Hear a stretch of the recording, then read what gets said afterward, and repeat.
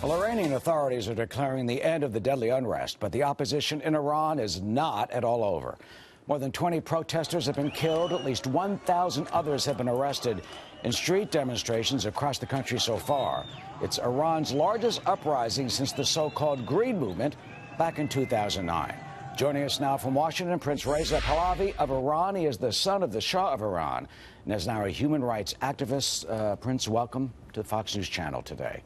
Hello, Eric. Good to be with you again. Of course. 7 months ago, as you just referred to, we had an interview, and I interviewed you, and you called for these very type of protests. You called for civil disobedience that you likened to the similar freedom movements like Lech Walesa in Poland, Nelson Mandela in South Africa, the fall of the Berlin Wall, the collapse of the Soviet Union. How can that same thing happen in Iran? Well, it is, in fact, happening. And if you have observed carefully, you see that in most cases, the Iranians have been quite disciplined in avoiding any kind of violent behavior that would give a pretext for the regime to come and crack down on them even more. The reason why it is important to have a movement that is based on non-violent civil disobedience is because it doesn't give you a sense of an anarchic result or vengeance or any kind of settling of scores. What we need is a philosophy of national amnesty and reconciliation. One of the key factors, I think we talked about this last time we spoke, is the tacit role of the military and paramilitary forces. I sent a message to the military forces a few days ago asking them to realize their role in being on the side of the people as opposed to protect the regime.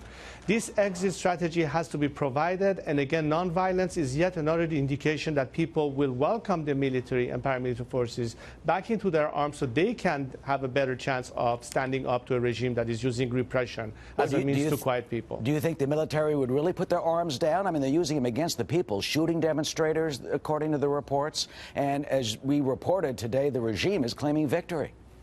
First of all, I doubt that the military had anything to do with it. There might be some elements still of the Basij or the IRGC that may be doing that. But as of late, the regime has been importing foreign nationals to do the dirty job for them. They're not even Iranians. The point is that there will come a time where that shift will occur. We're doing everything that we can from our end, to maintain the momentum, to be of help to our fellow compatriots. The formation of a broad coalition of liberal, democratic, secular forces today is key. I'm working directly with leaders both inside and outside of Iran to provide this platform as early as possible, because the leadership now needs to take the country to the next level. As you can see, our compatriots are bravely standing and putting their lives on the line. Most of them are extremely young. They're like my children. And guess what? This is the first time in 4 decades that this generation is calling me father. So I really feel like I have that relationship with them. You know, these are our children, and we need to do everything that we can so they can fulfill their aspirations. But you know, we were at this point before in 2009 during the Green Revolution, and President Obama at the time was criticized for not coming out at first strongly enough to support the protesters. President Trump has been very strong on that. What should the Trump administration, what should Americans do to, in your view, encourage this type of demonstrations? America is perhaps the most important democratic country in the planet, which is natural why a lot of people have many expectations from America and whoever is at the leadership of this country at any time. I think America, hopefully with many of its democratic allies, would understand that as a matter of empowerment, it is critical to acknowledge the fact that today the demand of a nation that in its majority are quite clearly rejecting the entire system for the first time means that they need to have an opportunity for change. It's not going to be easy when you're dealing with a repressive regime. So any message of solidarity and support will be greatly useful and helpful and empowering and invigorating.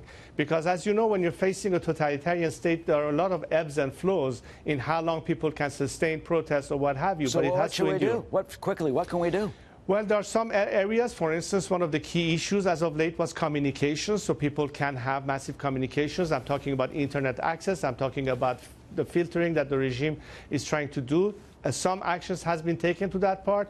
I hope that President Trump in particular will understand that the idea of the travel ban no longer makes sense. A lot of my compatriots need to be able to come and go, to be of help here and there. And basically, instead of punishing Iranian citizens who are on your side, you better think of limiting the traveling of the regime's elements rather than the Iranian people. And how do you These are specific steps that can be taken. How do you think this will end? Well, hopefully we'll end with the people winning.